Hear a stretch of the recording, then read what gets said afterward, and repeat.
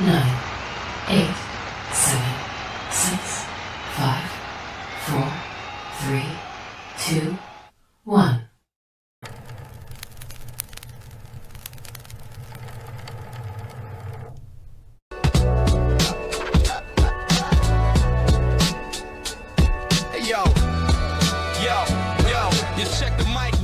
We clear, ready to transmit. Pro fan hoops on the court, we got the game lit. Not talking highlight reels just for the common glance. We talking dedicated skills, taking every chance. From logo threes to rebounds, Chicago got the me-bounds. Asia got 3 chips, Las Vegas aces in the town. You tune into the channel if you want to get the facts. Women's basketball is fire, no need to relax.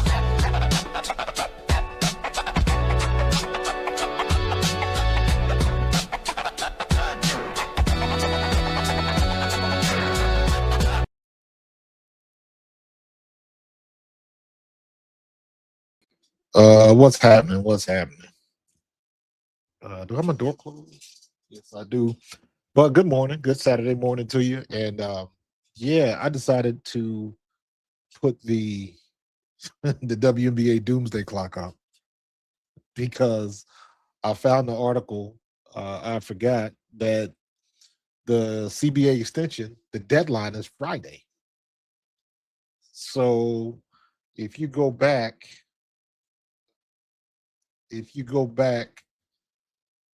they did an extension. This was November 30th.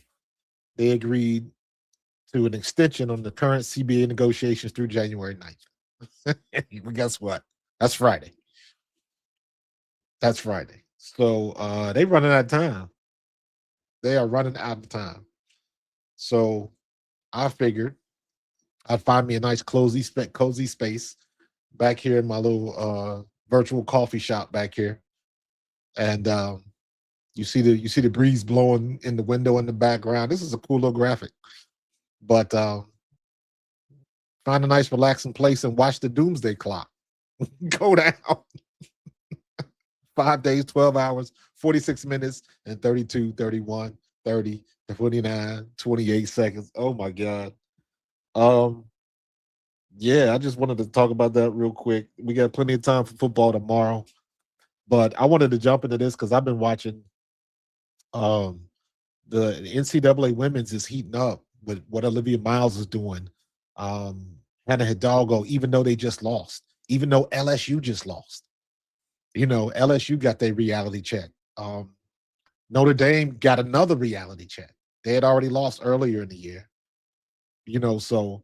The big teams getting beat by unranked teams is always a big deal, but we are so far away from March Madness right now. That's not even going to matter in another couple of weeks. So losses like that make the teams even stronger going down to the end. So I don't count that as a bad thing, especially when you're talking about this early. We are just barely into January. I'm going to see Villanova and Xavier play on Thursday. Shout out to Xavier Musketeers out of Cincinnati, Ohio. My cousin, my family, Brianna Sanders is one of the assistant coaches. So I'm gonna go check that out. And but yeah, this is super, super early, but it's a lot of hype. It's a lot of good basketball going along. And it's going to be really compelling when it gets to the end of February and we start going into March for March Madness and all of that type of stuff. And then once the Super Bowl is over with, once the bowl games will be over with in a couple weeks, then the Super Bowl will be over with in February. So then you got the whole month of February and then March. So you got 2 weeks of build up. But they got 5 days and 12 hours and 44 minutes to come up with a deal. And it is my opinion that if they don't get a deal done and there's a legitimate work stoppage, that's going to be problems for the W. That's going to be a serious problem for the W. What's up, Coach? What's up, Cool Water? What's good, man? I'm with you, man. If no deal gets done, it is going to be a travesty. Yes, failure to capitalize during your hottest of hottest stretches, and you have a bona fide star that people want to come out, spend money, and watch. And it is my opinion, again, that last year, a lot of the veteran players, they just was straight up petty and jealous because Caitlin Clark was getting all the attention. Even now, when you see what, like, Paige Beckers is doing, and you see what Angel Reese has done. Angel Reese, in my opinion, was not as nowhere near as popular as Caitlin Clark.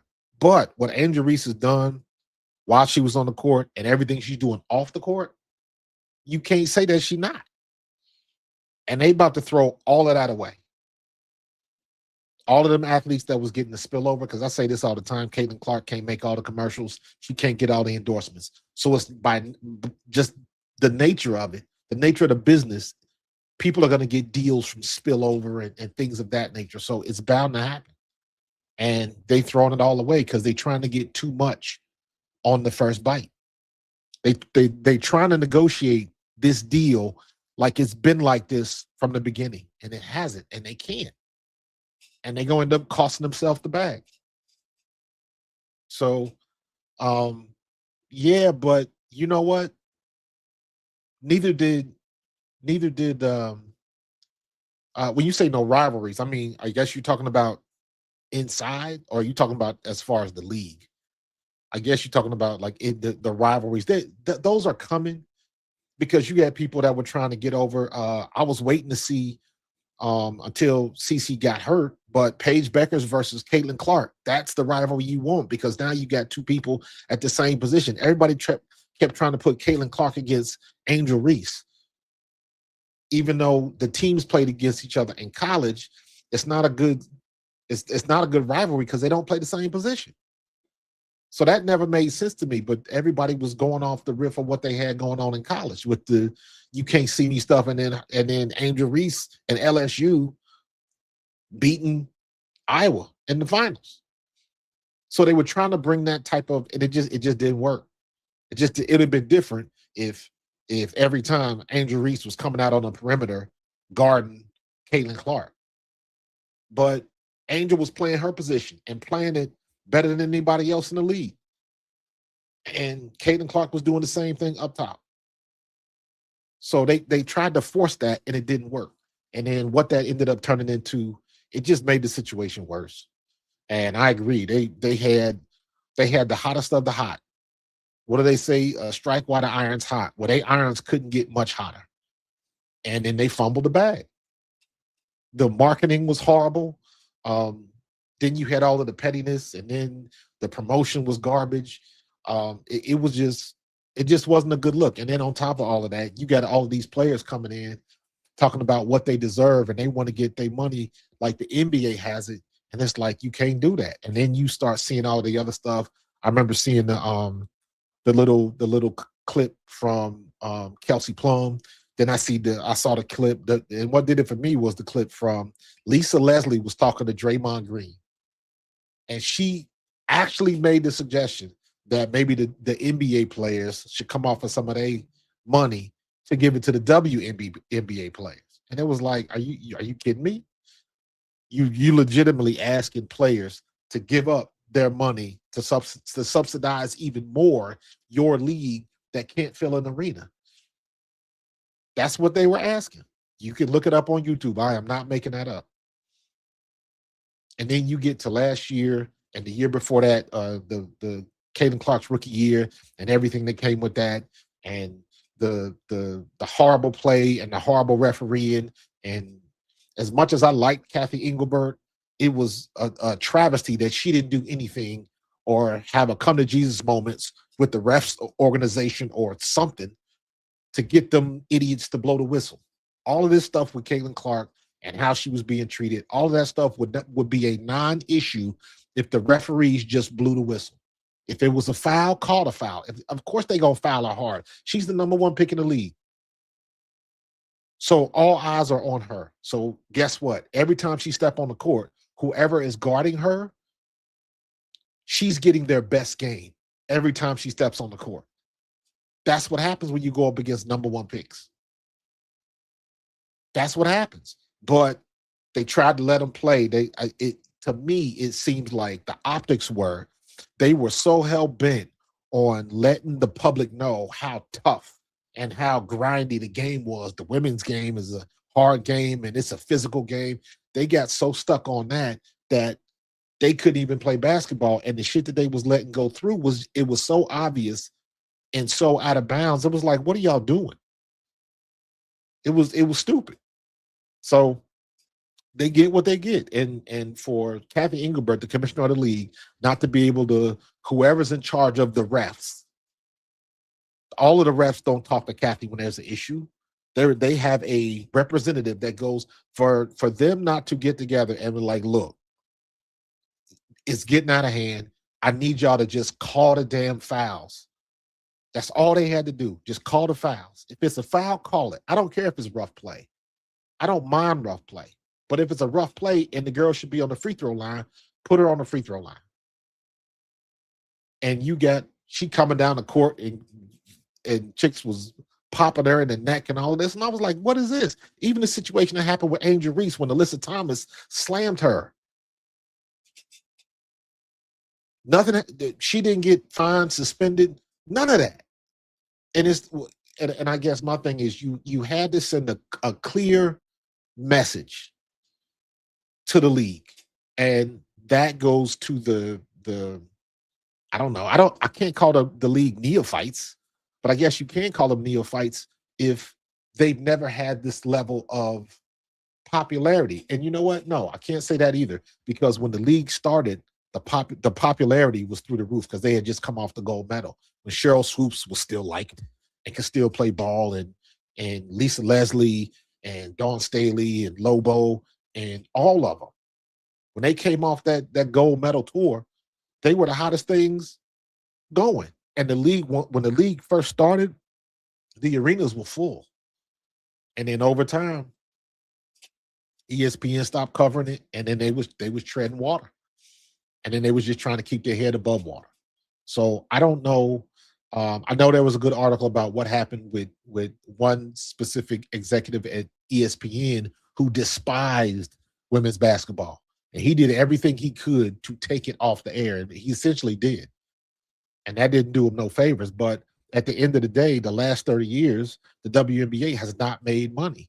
And there's a lot of people who are owed a lot of money. And I don't understand why the WNBA players think they're just going to renegotiate this CBA deal and they're going to get everything they want and just screw what has happened the last 30 years. You cannot do that, especially when you got the NBA has been subsidizing the WNBA by giving them what, 25-30 million a year? I think it's 25 million a year.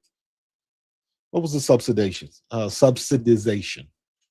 Let me see. How much does the NBA subsidize per year for the WNBA? So it's anywhere between 10 and 40 million a year. That's what Google is telling me. The NBA subsidizes the WNBA by covering significant operating costs, with reports suggesting annual losses of around $10 to $40 million, which the NBA absorbs as part of its investment. Though exact figures aren't public, the NBA owns a large stake, around 42%, in the league alongside investors, with the goal of growing the WNBA's revenue stream like media deals and sponsorships to make it self-sustaining. And that's coming. It's just not here yet, even with what Caitlin Clark has done the last 2 years. just by her presence. They finally got a player that brings that type of gravitas to the league. People wanted to watch. And then you got the spillover. Because I started watching Caitlin Clark, people started getting interested in other people. Then you found out about Jonquel Jones. Then you found out about Gabby Williams. And then with Gabby Williams coming off of what just happened in the Olympics and her being 4 inches away from a possible victory and a gold medal over the U.S. team, she was one of the hottest players in the league. And then she's at Seattle, and then she told exactly what happened in Chicago and all of that type of stuff. It was the perfect setup, and they fumbled the bag. They had the players from overseas, from Eurobasket. They had the players from the States. Everything was working, and everything was in the same pot. And the WNBA fumbled the bag. They didn't know what to do with it. They didn't know what to do with it. They were getting the spillover they wanted. You had Caitlin Clark, Angel Reese, Paige Beckers, and I'll just leave those big three because those are the big names and those are the threshold names. And I say this all the time. A threshold is you find that person in your circle. Look, think about all of the people in your circle, and then find those people that don't know anything about sports. They don't know shit about shit. And then you talk about Caitlin Clark, you talk about Angel Reese, and you talk about Paige Beckers. And out of those three names, see which ones do the people that don't watch sports, which names are they going to recognize? If they recognize a name, if they say, "Ooh, I've never heard of Angel Reese," I know she did something. I know if they even recognize the name and they don't watch sports, that means that person has crossed the threshold. That means people are paying attention that don't necessarily like the sport, and that's exactly what you need. That's exactly what you need. They need somebody to make it in vogue to watch WNBA basketball, and that's exactly what they got. People was coming to see Caitlin Clark. People was coming to see Angel Reese. People was coming to see. I just saw the video last night where they showed a video where Paige Beckers was playing somewhere and Shamar Moore showed up, and she went nuts because I guess she likes Shamar Moore. But my point is that now you have celebrities, not just athletes. You had A-list movie celebrities showing up. What Jason Sudeikis did, when he was hot off of the show he was on, Ted Lasso, and he's showing up at Indiana Fever games. It became in vogue to go because of Caitlin Clark, because of Angel Reese and Paige Beckers, and people still wanted to see Stewie and Sabrina. And I'll tell Sabrina was one of the first people that I noticed strictly because of what she did in the All-Star game a couple years ago with Steph Curry. That stuff resonates, and the WNBA didn't do nothing with it. Nothing. And then you got somebody in-house, and everywhere she went, everywhere Caitlin Clark went, you had to move to a bigger venue. That ain't by accident. And then the rest of the league got jealous. Well, I was here too. It's people come to watch other people too. Ain't nobody never said that they didn't. We just simply saying that this person, their light is shining the brightest. You can't deny that. So just roll with it. Just roll with it. That's the way it is. That's the way it's always been. And let's be real, there's always been people that have been jealous in the situation. That's why you have what you have against rookies, and you see it in the NFL, MLB, NBA, any league. You saw it. I reference Tiger Woods all the time when talking about the WNBA and Caitlin Clark, because it happened to Tiger Woods. I watched Tiger Woods happen in real time. When his first pro event, his first win, all the people that were jealous, people talking shit on him. Then they started, then the tournament started selling out, and then run-of-the-mill, bootleg tournaments that didn't get nothing. If Tiger Woods was playing, they would sell out. So Tiger Woods started making everybody money. And then he started winning too much. And then people started complaining. And then they started changing the courses and lengthening courses, and he still kept winning. So I saw that happen in real time.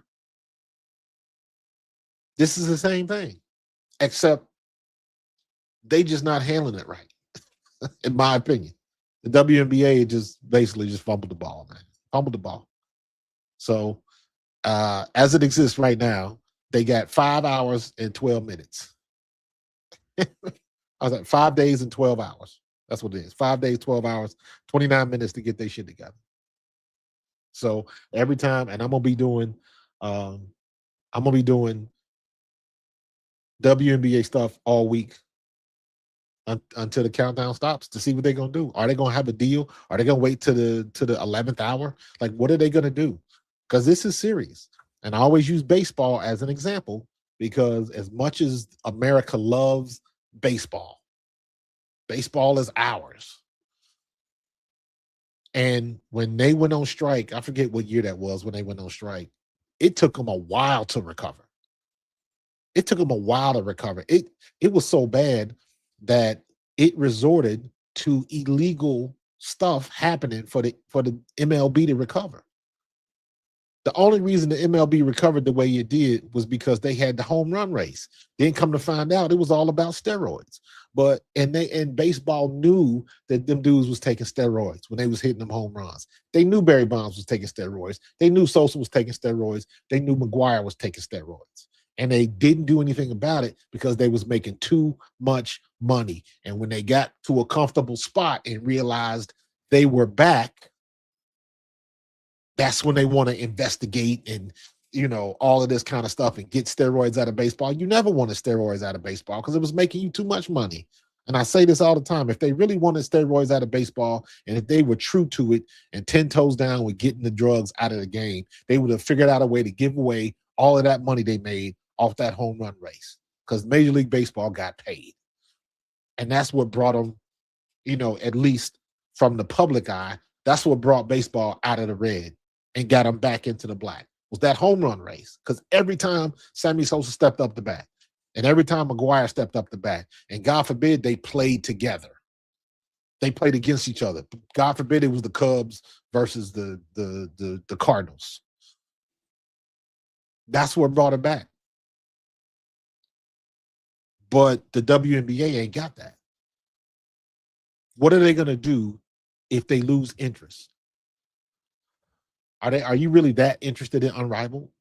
No. Sorry, but I'm not. And I've said this before, the only reason I'm watching Unrivaled is because I want to support Kelsey Mitchell. That's it. That's it. I'm not interested in 3-on-3 basketball. I tried to watch it in the Olympics. It does not appeal to me. I don't watch Ice Cube's Big Three. I'm not interested in it. I want to watch basketball, 5-on-5. Let's go. So Unrivaled is a big conflict of interest, King Lion. They already know that. They already know that. It was like that from the giddy up. And they tried to ignore it. Like, no, guess what? Stop playing. Y'all know what it was. Juju Watkins, in my opinion, is the only one who's got that star appeal. She's got the look. She's super good looking. She's super good. She's in the celebrity lifestyle now because she dated Daniels and all of that type of stuff. So Juju Watkins, I can see that could sell out. And they're hoping it happens like that. But a lot of times people miscalculate how much appeal somebody has. So I agree with you. I think she's going to come back healthy. I think she's playing it smart. I'm so glad she didn't try to come back early and play this year. Because remember, she got hurt in a tournament last year. So it's not even been a full year yet. It just seems like it. It's not even going to be a year until sometime in March. So, but she's taking her time. She's rehabbing. She got the best of the best out there working out and rehabbing with the Lakers and all that kind of stuff. She got the best of, it's not like USC ain't got money. And she is a premier recognizable athlete. So she's getting the best of the best everywhere. She got friends. She got friends that play in the NBA. She got friends that play, her boyfriends in the NFL. So she got it like that. So she is going to get the best of the best care and rehab, and hopefully she'll do it right, take her time, and when she comes back, she'll come back ready. Because yes, I believe that she is the one. She is the one that everybody's waiting for. She is the one that everybody's waiting for. She's got the game. Like I said, she's got the looks to go with it. Everything is working for her. So all she got to do is ball. And if she messes around and comes back and gets USC to the finals, and she got that young girl there, Jazzy Davison, she's another one. She's got the game. She's got the look. Jazzy Davison is what, 6'3"?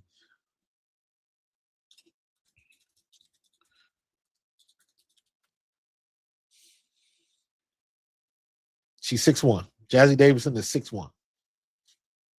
So she's a 6'1". She's what, a forward?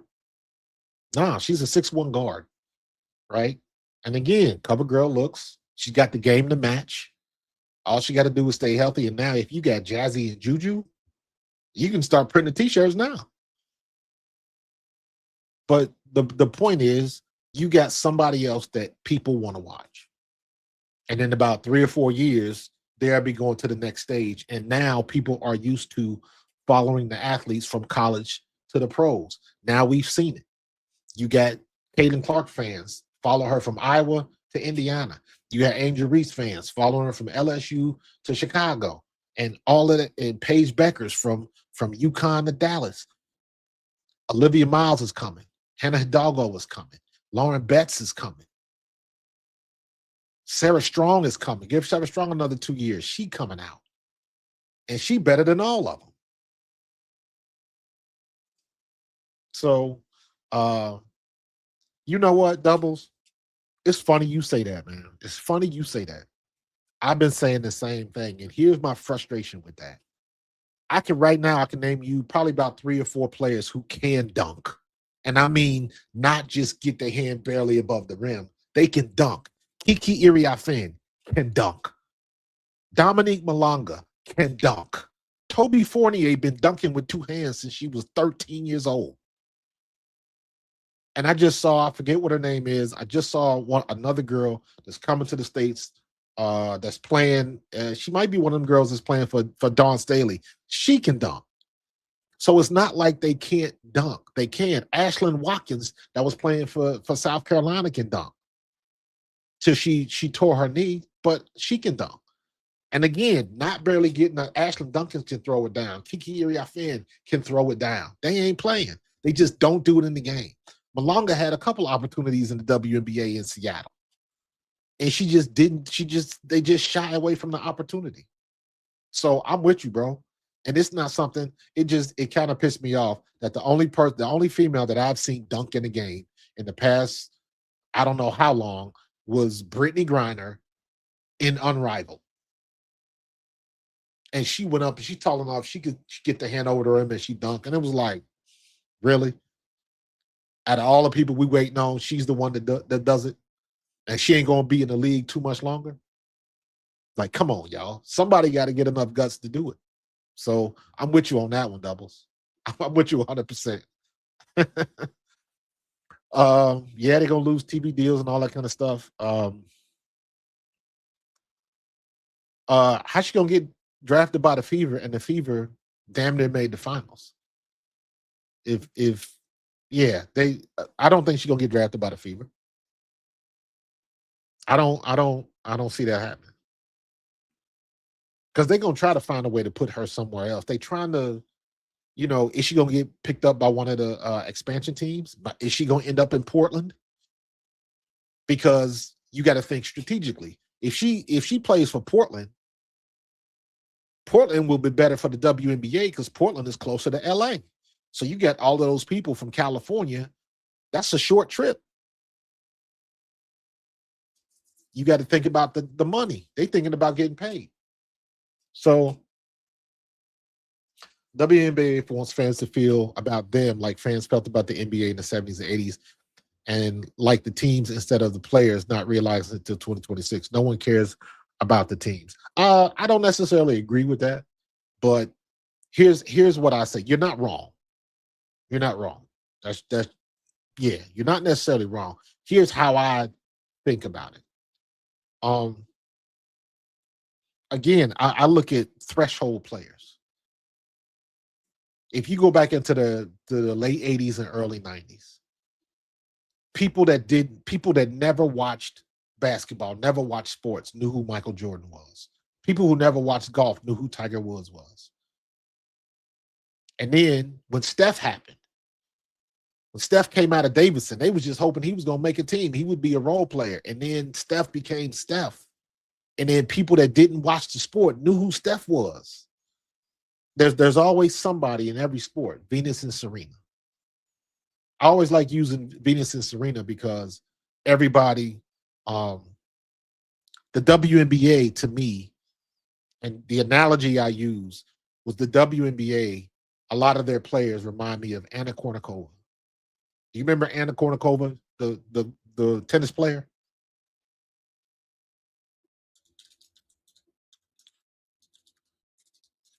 What was the thing? What was the thing with Anna Kournikova?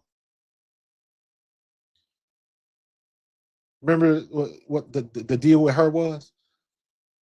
Anna Kournikova, she was gorgeous, cover girl material. She was in the swimsuit issues and all of that type of stuff because the girl was drop dead gorgeous, right?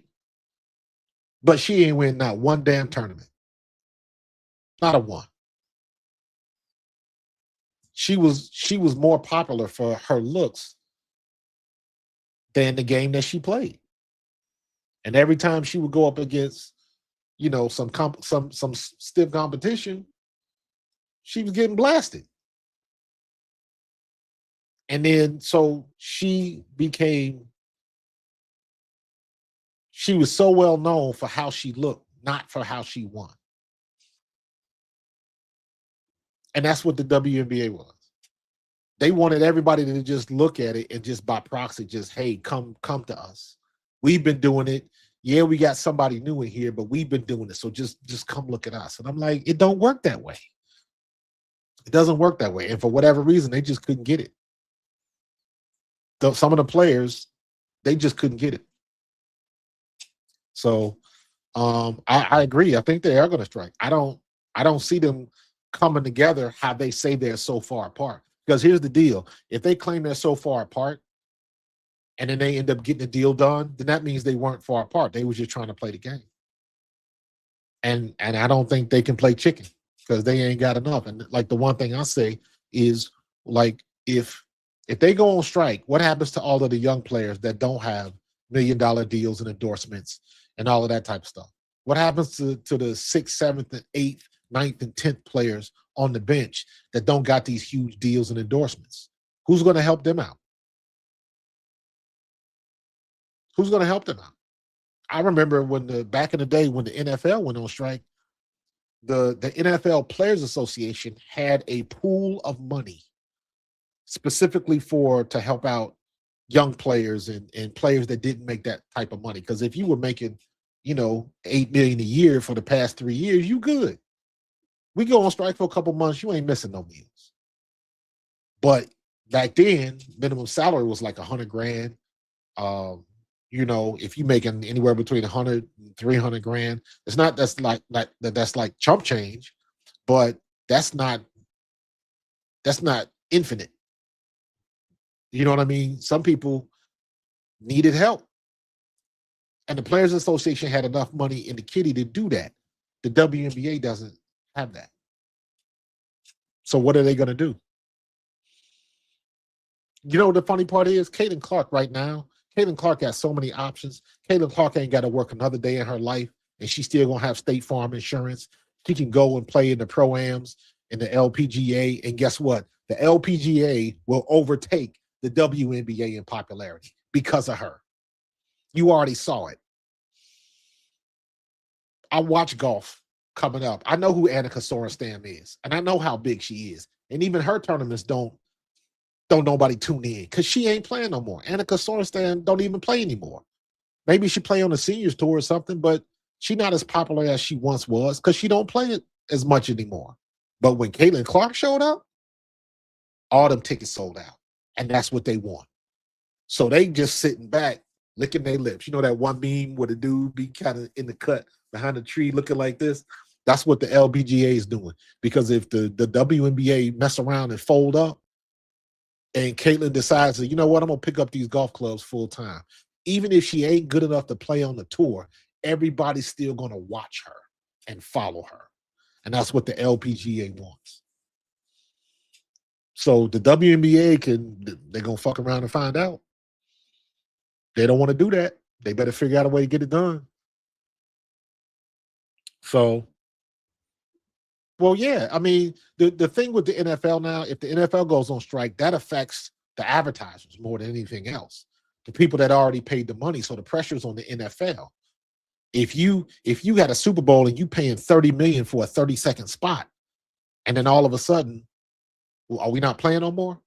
Do you know how much like all of these people pay to have commercials during NFL primetime, Monday Night Football, all of that type of stuff? That's why that's why Amazon Prime and Peacock, and that's why all of these other people getting deal, because they paying the money out front, and then they can do whatever they want to do. Amazon can do whatever they want to do.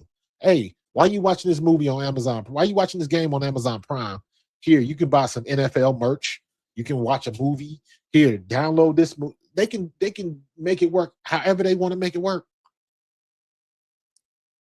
So I hope that the WNBA is smart enough to figure it out and get their shit together and get this deal done. I hope the players realize that you're not going to get everything you want on the first bite. It never happens like that.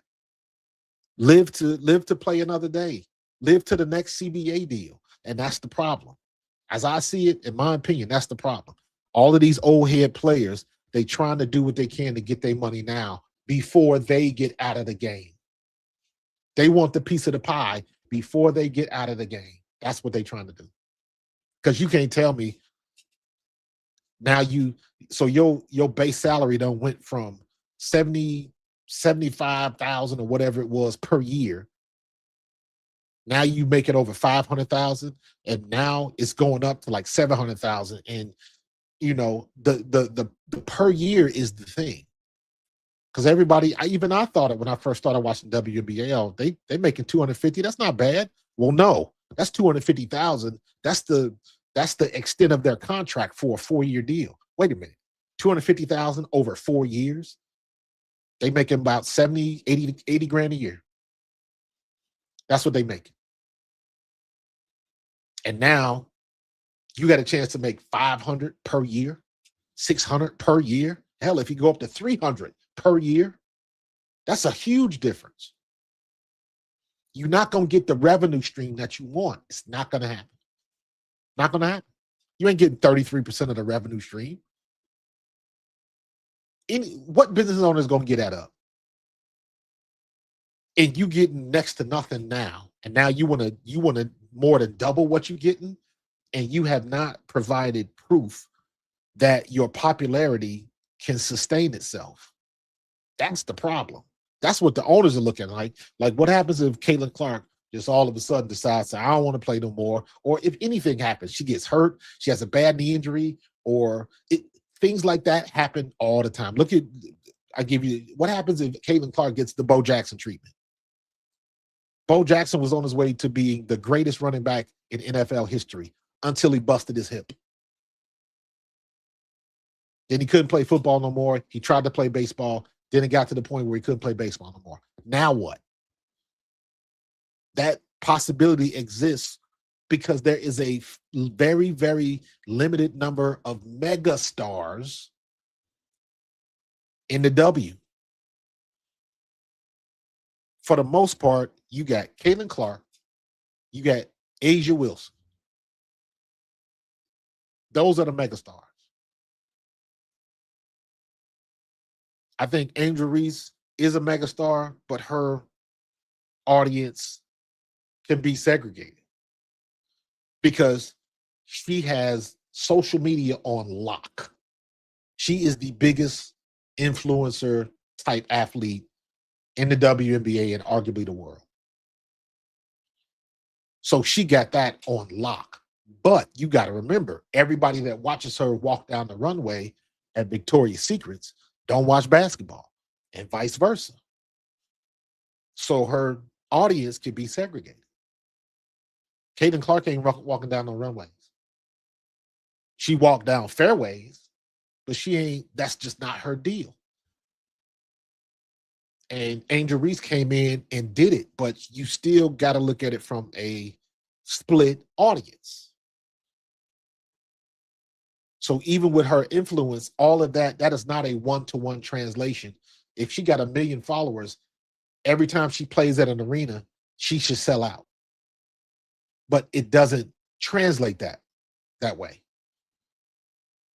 It doesn't. Everybody that's tuned in to Angel Reese and Instagram and social media and all of that type of stuff, it is not a one-to-one translation every time she plays on the court. If that was the case, every game that she played, the viewership numbers would be through the roof, and it doesn't pan out that way.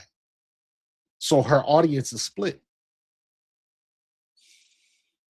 This has nothing to do, and this is where people get mixed up. This has nothing to do with her talent. This has nothing to do with her being the best rebounder in the league the first 2 years she was in the league. This has nothing to do with that. This has nothing to do with how many logo threes Caitlin Clark hits. This has nothing to do with whether Paige might be a better perimeter player than Caitlin Clark. It has nothing to do with the how talented you are as a basketball player. This has everything to do with the appeal. If Caitlin Clark is on TV, are you watching? Yes or no? If Angel Reese is on TV, are you watching? Yes or no? If Paige Beckers is on TV, are you watching? Yes or no? That's the only thing that matters. And based on how many yeses versus how many nos determines how much you can charge somebody for a 30-second commercial and how much money your organization or your network can make. Because if the networks make money, that means you can charge the networks more money. It all falls downhill. The money rolls downhill. That's what it's about. It's all about the cash. And the WNBA have been fumbling the bag for a while. For a while.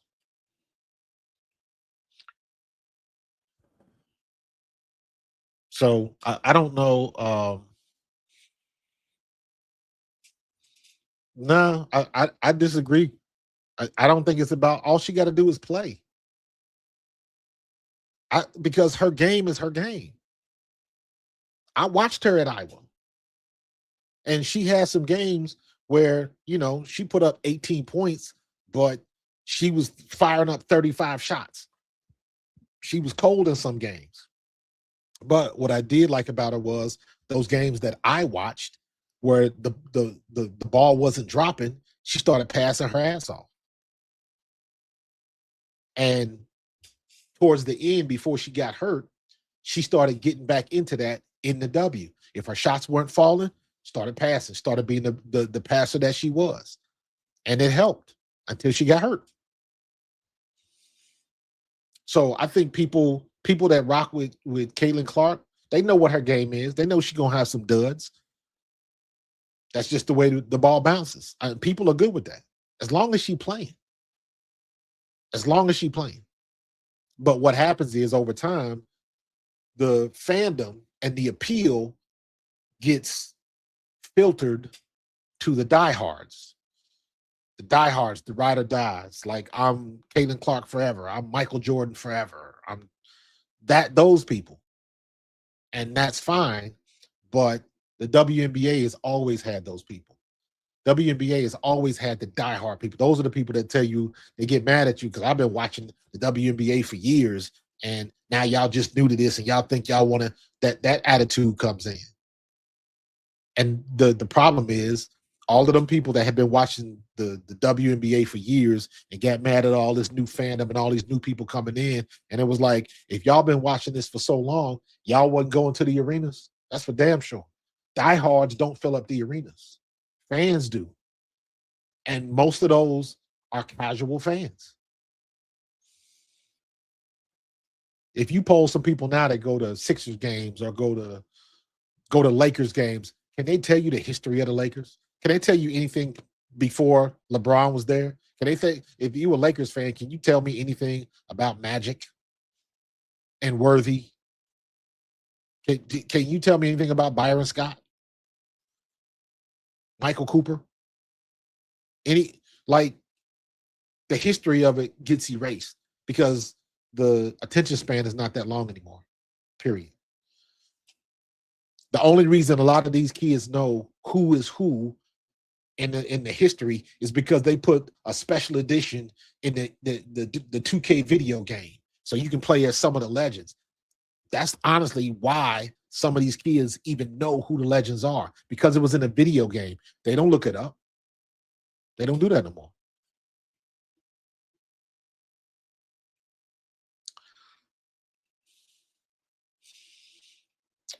Alberta says, I'm watching Caitlin if she's on TV. I watch Paige and Angel Reese and Asia Wilson and the Aces and Atlanta Dream and the NCAA. I'm watching all of that. I couldn't tell you the last time I watched a men's NCAA game. I couldn't tell you. I watched women's basketball. So I agree with you. But we are the minority. But, and I say this all the time, because let me be honest, I am 1, 2, 3. This is maybe my 4th year being a women's basketball fan. And when I say a women's basketball fan, I'm talking about I'm invested. I'm talking about I bought the WNBA package. I spent money. I bought a Indiana Fever T-shirt. I bought merch. All that. I'm going to a women's basketball game next week. I'm paying for a ticket and going to see the game. Like, I'm invested, so I'm spending money. I'm the type of player. I'm the type of fan that the WNBA needs now, because I'm new, but I'm spending money and I'm invested. I'm watching. When they're on TV, I'm trying to see who's playing. I'm to the point where I'm watching Caitlin Clark, but I'm also watching Jonquel Jones. And I'm also watching, what's the girl they got from France, from New York, Johannes. I like Johannes. And I also like what the girl was doing at Golden State with the Valkyries. And Timmy Fack Binley, and I'm watching other people other than the megastars. I'm the type of fan that the WNBA wants, because now I'm invested and I'm watching other people. I'm not just pigeonholed into one person. But that's just me. And I'm the minority when it comes to that.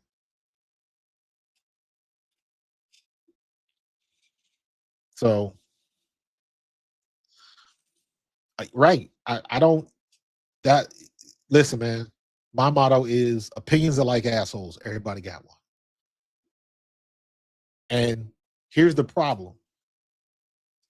You could say that to somebody, you could say that to anybody else, and they'd be like, you don't know what you're talking about. And it becomes an argument because you don't like somebody like they like somebody. And it's like, I didn't grow up that way.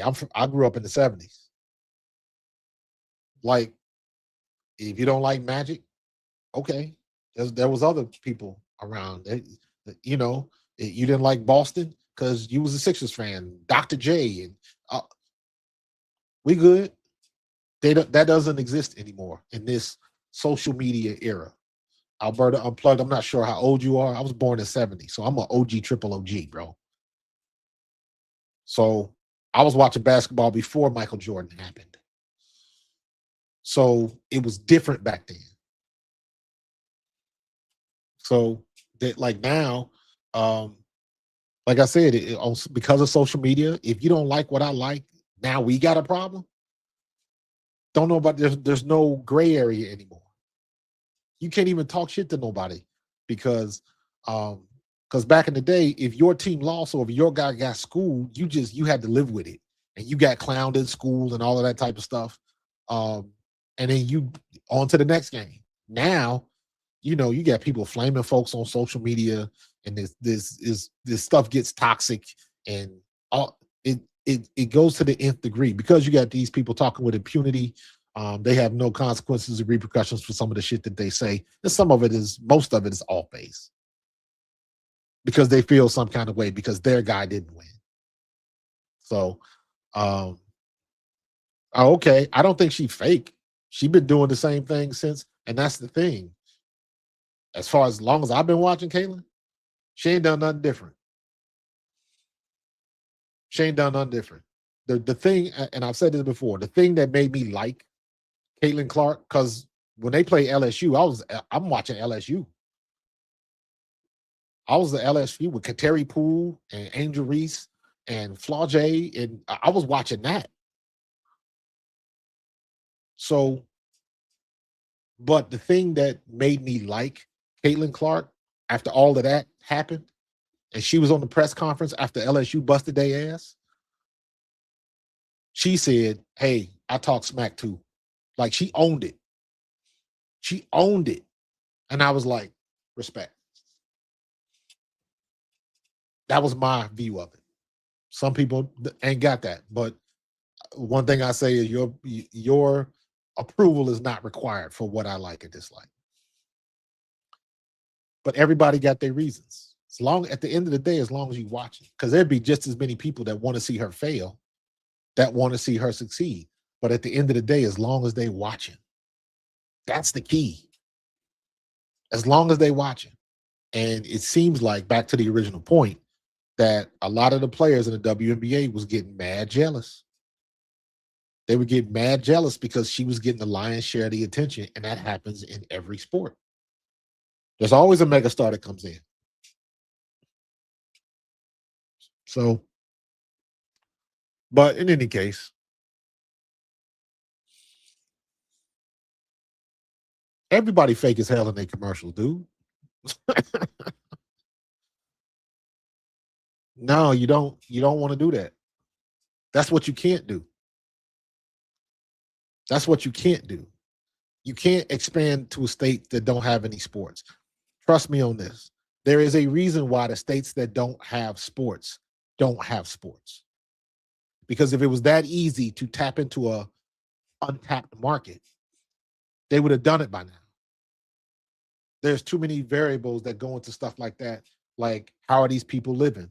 What's their median wage line? Do they have money for season tickets and like stuff like that? So you gotta read the room. It's not as simple as, hey, they ain't got sports in this state, let's put them there. You ain't gonna get the support that you need.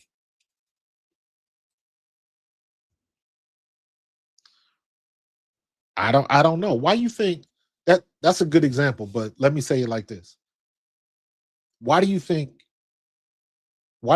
in Florida it's so hard to field a team? They got the Miami Dolphins, the baseball team, for whatever reason. The baseball team has won a World Series and they still don't get support like they won the World Series. You know why? Because Florida is a college state. Florida State, Florida, Miami, they are a college state. College football rules down there.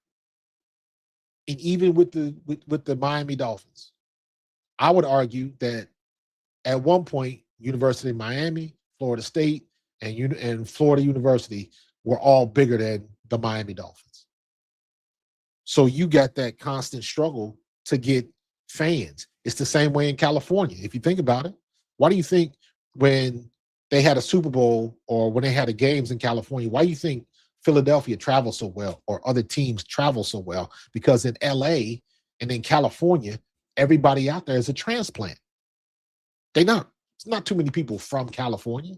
They moved out there and they brought their Chicago fan, their Philly fan. They brought the Kansas City fandom with them.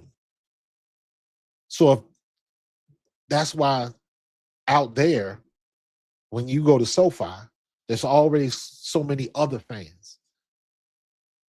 Because a lot of people from LA aren't from LA.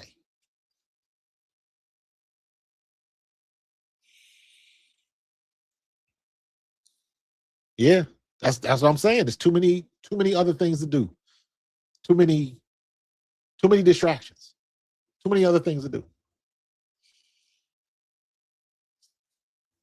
So,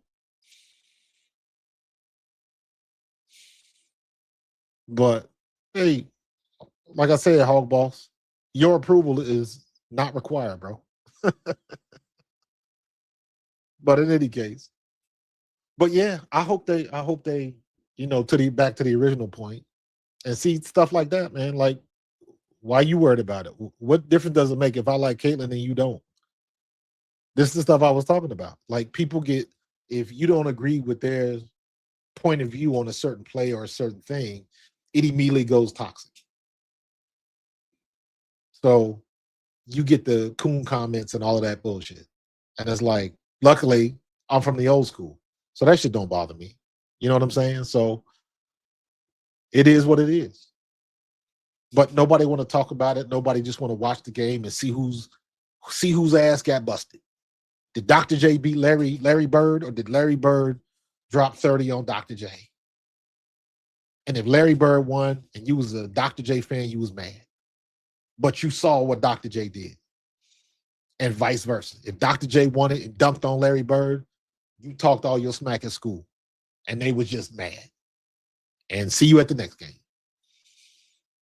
They don't do that these days. The social media, you don't have consequences and repercussions. Even when I played, when I was with the Eagles, I played with Randall Cunningham, Seth Joyner, Herschel Walker, Wes Hopkins, Eric Allen, Hall of Famer, the William Refrigerator Perry. But back then, when the reporters came in, it wasn't the internet. You got the Philly Inquirer, and you read the paper, and the guys that came in and interviewed you, they wrote an article about you, and then you were still back in the day. You cut that article out, sent it home to your mom, or put it in the book or whatever. But it was all about the newspaper. What did they write about you in the paper? And if you didn't like what they wrote about you, you knew you were going to see that same reporter in the locker room later on during the week. So there was some uncomfortable conversations in locker rooms back then. But the reporters had to come in and show up to work, and they had to deal with it. So they had to deal with some of the players giving them the side eye because they didn't like what they wrote about them in the paper. But they had to deal with it. And my point is that even if the reporters wrote something that may not necessarily been true or it was sensationalized, they had to show up and look at that dude in the face. So there was some responsibility, and you couldn't just do it with impunity. Impunity means you can just do whatever and ain't nobody gonna do shit to you, which is what you get with social media. So there was some responsibility to it. And there was some uncomfortable conversations. Look up Bobby Bonilla. That situation that happened with Bobby Bonilla in the locker room. And that level of journalism and stuff like that really just don't exist anymore. So everybody wanted their way. And if you don't like who I like, you the problem. And, it's just different. We was born different. We built different. Alberta, we can agree to disagree, bro. And it's all good. You can agree. That I'm not saying that about you, Alberta. The dude up there, I erased the comment. It was another dude that mentioned something like that. And that's not the first time. Not the first time when you get stuff like that. So I wasn't saying that against you, bro. So no, don't even take it that way. But the other dude that was in the chat said what he said, and I was like, what's that got to do with anything? You ain't got to like who I like. Your approval is not required. So I will tell anybody and this is the easy example that I use to tell people. Like, I used to play for the Eagles, right? So obviously I'm an Eagles fan. Obviously I hate the Cowboys. But if you are a Cowboys fan, talk your talk. Talk your talk. If you beat us, you beat us. I hate it, but you beat us. Because if I beat you, I'm going to talk. So that part of it, I understand, because that's where I came from. That's how we grew up. Kill a man with the ball. It's like, that's how we grew up. So that's part of the game. You chalk it up to the game and you keep it moving. Don't take it personal. But nowadays, this social media era, they thin skin. They don't know how to deal with that, bro. If you was born in the 70s, this is what I say. I grew up on hose water and freeze tag. We were built different, bro. So, I can have a conversation with anybody. Matter of fact, as a friend of mine, I ain't talked to him in a while. He been on my podcast a couple times. He's a Cowboys fan. And he reached out to me. He said, "Hey man, I like your take on the Cowboys because you're not trying to make it toxic and all of that type of stuff. I know you play for the Eagles, blah blah blah blah blah." So I had him on the podcast a couple of times. It's like, hey, you like what you like, and it's funny because I guess it's different because yes, I hate the Cowboys because I played for the Eagles, but as a kid that grew up in the '70s, come on, you know Tony Dorsett was the dude. I'm a running back. So I watched 33. So I hate the Cowboys, but I don't hate the Cowboys. One of the dudes from my high school played for the Cowboys. So I don't hate the Cowboys, but I hate the Cowboys. You feel what I'm saying? So, uh, so Darren, that's fair. That's fair. But here's what I say. Here's why I say that about Asia. Number one, Asia's got the 3 chips and she went back to back. But Asia, to me, in my opinion, Asia was one of those threshold athletes. Before I was invested into the WNBA, I was already hearing about the Las Vegas Aces selling out their season tickets before the season began. I think Las Vegas was the first team to sell out their season tickets before the actual season started. So I was hearing stuff like that before I was really watching the WNBA. And I knew of Asia Wilson before, obviously because she went to South Carolina. I'm in the Philadelphia area. Dawn Staley's a Philly girl. Now you make the connection. So for me, the reason why I say Asia is because I was hearing about Asia and the Aces before Caitlin Clark happened. That's the only reason I say that. That's the only reason I say that. You don't have to agree, and I don't necessarily disagree, because one of my arguments about the WNBA is if they were doing so well before, how come nobody ever came to the games? Caitlin Clark is the first, and I can name plenty of players who are better than Caitlin Clark. And let me preface this by saying I'm surprised I haven't done it yet. Remember, I became an Indiana fan because of Kelsey Mitchell, not Caitlin Clark. I was watching Caitlin Clark in college and followed her through Indiana, but I was already a Kelsey Mitchell fan. Let me explain myself. Kelsey Mitchell is from Cincinnati, Ohio, where I'm from. She went to Princeton High School, my high school. Her father was a very good friend of mine and my fraternity brother. We played college ball together at Eastern Kentucky University. That is why I'm a fan of Kelsey Mitchell. I started watching Kelsey Mitchell because I knew that was my boy's daughter. So I'm following, I'm supporting in my way from a distance, but that's why I started watching. Caitlin Clark came along later. So just wanted to put that out there, that I'm not just a blind Caitlin Clark fan. So, I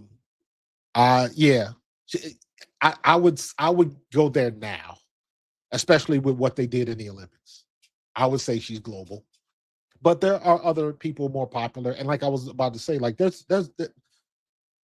listen, Diana Taurasi in her prime was school Caitlin Clark. Ella Del Don in her prime was school Caitlin Clark. So, Cheryl Swoops, Tina Thompson. Whew. Tina Thompson is my favorite WNBA player because she was nasty back in the day. So nasty. But anybody can go down and name the players that could probably beat her now. But what I do is, to your point, those players didn't play games and required to go to a bigger arena. That only happened with Caitlin Clark. I knew that was going to happen with Caitlin Clark because I remember when she was still at Iowa. This was after they did the game that they played. Remember they played the basketball game in the football arena, in the football stadium? They had a basketball game, and then they had like a volleyball game in the football stadium. That was a cool thing. But I knew Caitlin Clark was next level. They showed that there was a Iowa women's game at like 8 p.m. And the student tickets opened up at like 8 a.m. to get tickets, and I think they did a news story. The students were in line to get tickets at like 4 a.m, and I was like, "This is different." So, you know, um, uh, yeah, but I can't see. I've been through them situations, bro. That's why. And I, your perspective is your own, and I respect that. But what I always say when it comes to stuff like that, that specific comment, um, having been on the other side, being a professional athlete and being out in the world, what you see is not what you get. Not, for whatever reason, you would think that she's an asshole or whatever. Whatever you saw that made you think that is usually different. So, um, it is what it is. I don't think there's anything wrong with her. I think she ain't, from my opinion, she's been out of the limelight to be as big as she is and to be like back in the cut the way she is. She moves how she wants to move. And when usually that comes from, in my opinion, your opinion comes from you're expecting her or anyone to move a certain way and they don't, and you don't agree with it. That's my opinion of your opinion, and I could be wrong. So, but it's all good. That's your opinion. Um,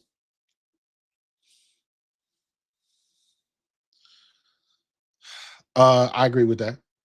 I agree with that. It just everybody just got petty last year, man. Even with the stuff, even with the stuff like with Angel Reese, even when people clowning her for the me bounds and all of that type of stuff, and I'm like, hold on, hold on, hold on, hold on. You mean to tell me this girl is leading the league in rebounds, and y'all clowning because she gets her own misses? And I'm like, at what point did she start playing by herself? I'm still trying to figure that out. So if she was getting her own rebounds and there was somebody on the other team watching her do that, whose fault is that? That's how I look at it. I'm like, if I'm the coach of the other team, whoever's standing by her watching her getting them other 3 rebounds off her own misses, I'm cussing them out. But somebody took that narrative and they ran with it. And then somebody actually did the homework and said, hey, if you go back and you count all of her own misses and her own rebounds and you negate them, she still beat everybody in rebounds. Now what you gonna say? So, but people go to that nth degree. Just if you like her, great. If you don't, great. I get called names because I tell people I like Caitlin Clark and I like Angel Reese at the same time. Imagine that. But people want to see how they want to see it. Matter of fact, I was on Facebook. I was in an Indiana Fever Facebook group, and I had people coming at me because after watching a game, now remember, I'm a former player. I didn't play basketball, I played football. But when you watch a game, you watch film to figure out what you did good and what you did bad. And I watched the game with Caitlin Clark, and I made some comments like, Caitlin Clark's, she has got to start moving her feet on defense. She get them concrete shoes, and folks be going right by it. And my biggest issue with Caitlin Clark is, and again, I'm saying this as a fan, my biggest issue with Caitlin Clark is when somebody is getting in her world, her body language is trash. And I'm saying that because I'm a player, I'm a coach, I know what I'm looking at. That don't mean I don't like Caitlin Clark. That don't mean I'm not a fan. That just means I'm looking at her game from a player's / coach's lens. And I'm like, I don't like that. If you on my team, you ain't doing that. I got that perspective. She don't move her feet on defense well enough for my liking. Her body language changes when she got into that fight with JC Sheldon was bodying her ass up. And if I was Dallas at that time, I'd have told JC Sheldon to keep doing what you're doing. And then that's when the other girl jumped in it, and the fight broke out. And Sophie Cunningham put her in the headlock. So, hey, it's all good, man. Like, I love Caitlin Clark, But as a coach and as a former player, somebody that watches film to be critical of your game, I can give you a game observation that I see. But my point was when I did that in the Caitlin Clark Indiana Fever group, people started coming to me like, well, if you don't like her, why are you in this group? Why are you on this page? And I'm like, what the hell are y'all talking about? Did y'all watch the game? Some people want what they want, and they don't want anything negative to come in. And it's like, well, I didn't grow up like that. So guess what? Too effing bad. um, it goes both ways, Alberta. It goes both ways. You're not wrong. You're not wrong. It goes both ways. You got them clowns that say that shit about Angel Reese, and you got the other flip side of it, Angel Reese fanatics that say the shit about Caitlin Clark. Just like I'm not gonna sit here and say Caitlin Clark is terrible, and because some people say that, and some people say the same shit about Angel Reese. She can't rebound. Her offensive game is terrible. She's missing her own shots, and I'm like, yeah, she's missing her own shots, but guess what? She's still averaging a double-double. And if that was so easy to do, how come more veterans ain't doing it? How come I'm seeing 4, 5, and 6-year vets getting their first career double-double? And Angel Reese been averaging that shit since he came in the league. Stop playing with me. People want to get mad at certain things. So what do? They go for the low-hanging fruit. It is what it is. Yeah, angry sports fan. You must have missed what I said earlier, man. A lot of that shit, it got out of control with the fouls and stuff on Caitlin Clark. Like I remember her rookie year when the girl from Seattle punched her in the throat, like stuff like that.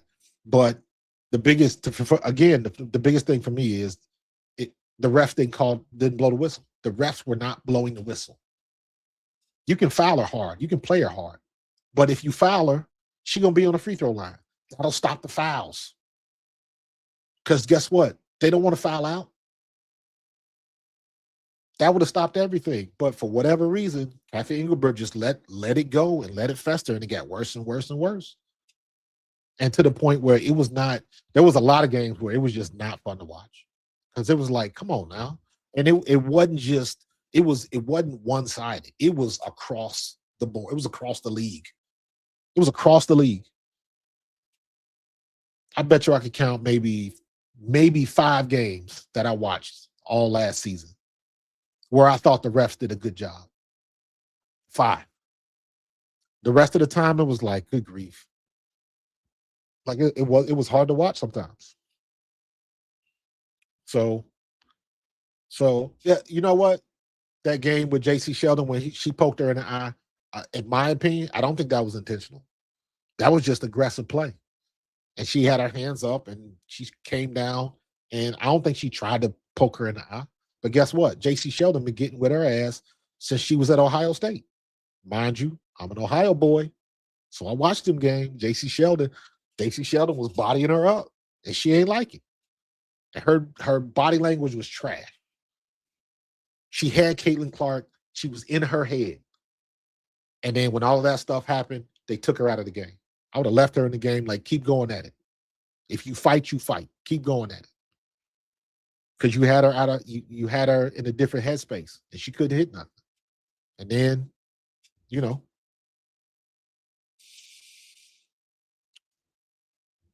I hope so, man.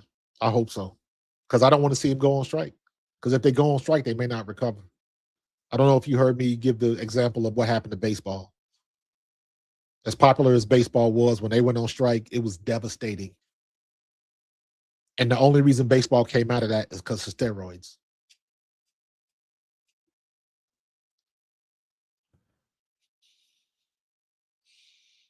Yeah, man. It's all good. You can do two things can be true. You know what I'm saying? And here's another situation where the WNBA dropped the bag. So all of that shit was coming out, Caitlin versus Angel, Angel versus Caitlin, even though they didn't play the same position. And then when they were together in the All-Star game, and Caitlin gave Angel that pass, the place went nuts. The crowd went crazy. They never bothered to make a Caitlin and Angel commercial for the WNBA. I know they got their own brands and stuff like that. You ain't got to show the shoes, and she wears Reeboks and she wears Nikes. You can play that however you want to play it. But what you needed to do was come out with a promotion for the WNBA women's basketball game with Caitlin and Angel in the same space. That's all you had to do. And they couldn't do it. They didn't have enough forethought to do that. Even if it was true and they didn't like each other, which is not true. And I'm like, if you are an athlete, if you have played any level of organized sports, if you don't understand about what happens when you step on that court, when you step on that field, when you step within those lines, if you don't understand what that is, I don't know what to tell you. I don't know what to tell you. Remember when Kelsey Mitchell and Natasha Cloud went at it, and they swung at each other. After the game, they hugged. She's my dog. It's just two competitors on the court. They know what it is. But once it gets off the court, it's over with. Most athletes are good at that. They know that. So we'll see. We'll see. What's up, Carlos? Yeah, bruh. You see my doomsday clock. You see my doomsday clock. Yeah. 5 days, 11 hours, 33 minutes. So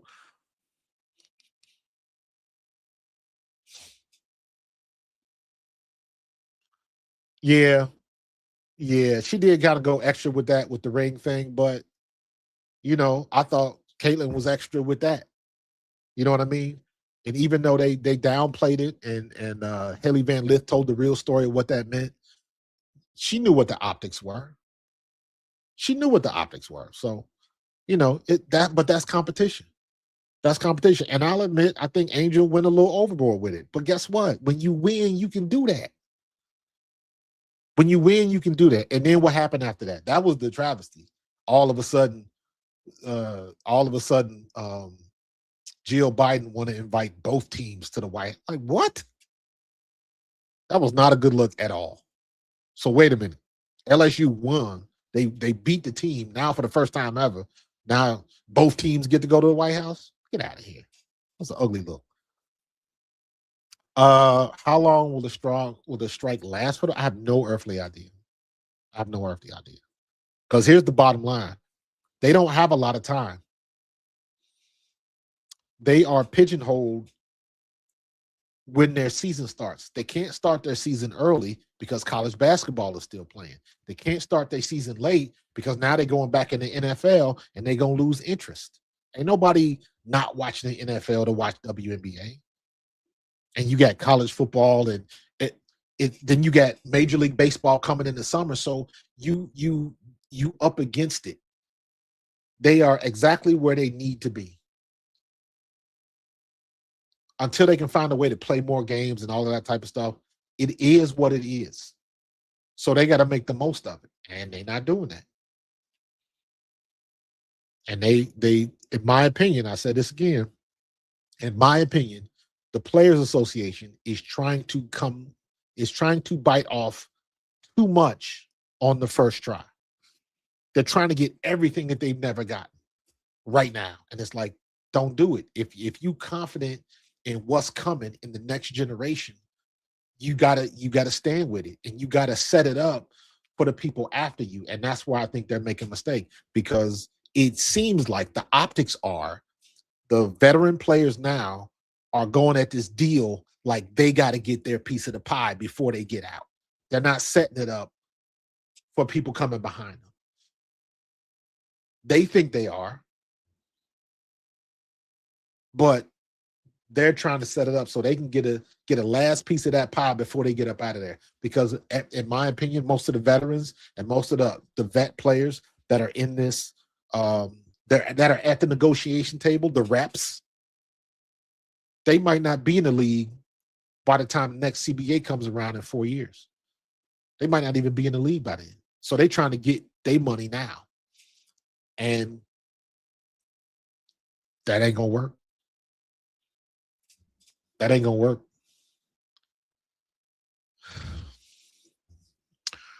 The NCAA players will stay in college longer to get more money from college than WNBA would be starting point on contracts. I agree with that because at the end of the day, everybody with the NIL, the way NIL is now, and I blame that squarely on the NCAA. That's a whole nother conversation. But the way the NIL is now, when these women come into the WNBA, every time they step on the court, they taking a pay cut. Unless they get this new CBA deal where they make it 600,000 and 700,000 per year.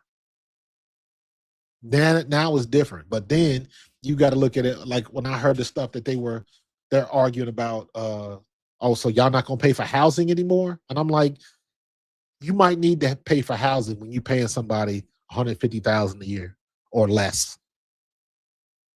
But when you're making 500 a year, you get your own damn apartment and pay for it and your utilities. Now you're reaching. Now, what they should do is that is still an option on the organization. If they're trying to sweet talk a big free agent to come play for them, they can put it in their contract. Hey, this organization will pay for your apartment, your housing. We'll give you $5,000 a year for gas. They can put stuff like that in the contract. There's nothing stopping them from doing that. But if the players are going to get paid an average 500 something thousand a year and really make professional athlete type money, then they should be responsible for finding their own place to live and paying for it, because now you make the money that you can do that. That's what I think. Now teams can elect to do it if they want to, but they shouldn't have to be mandated to.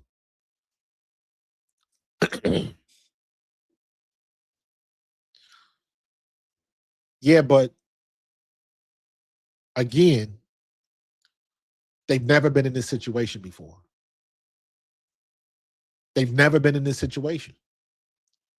So what happens if they strike and they don't play?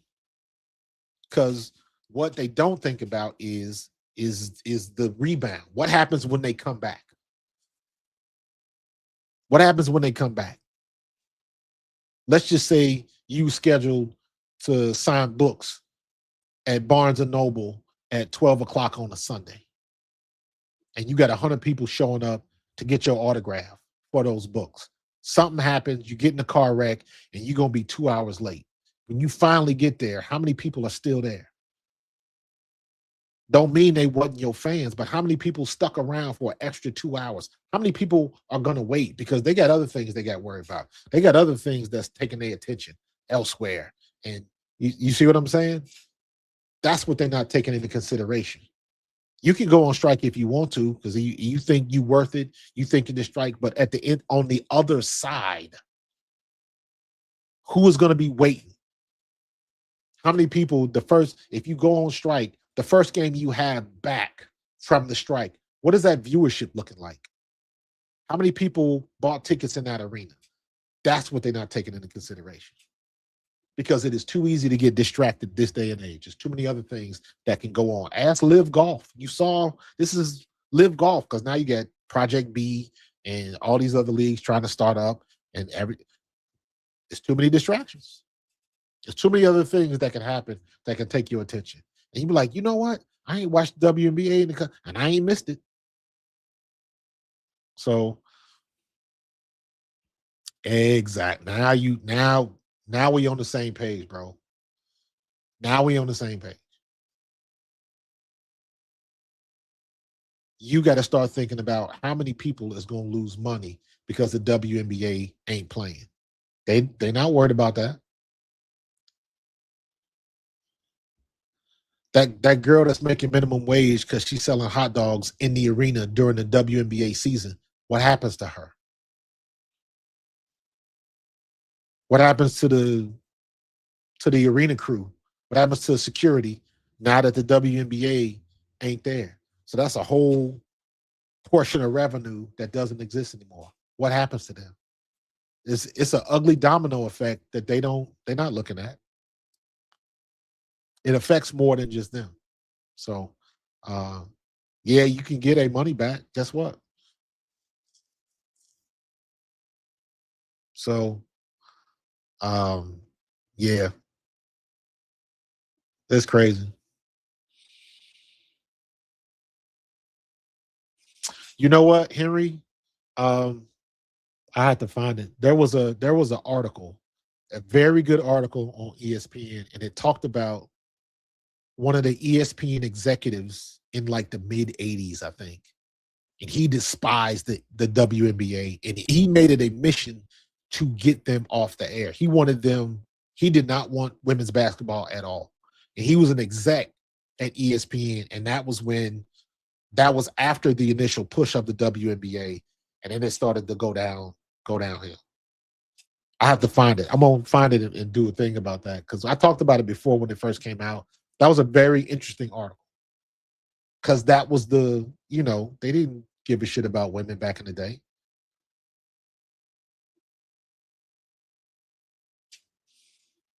Exactly.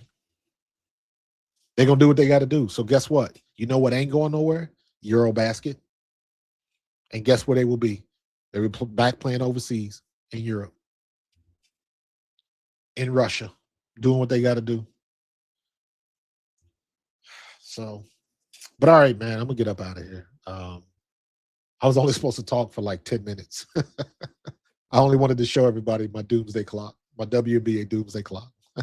All right, we are officially at 5 days, 11 hours, 23 minutes.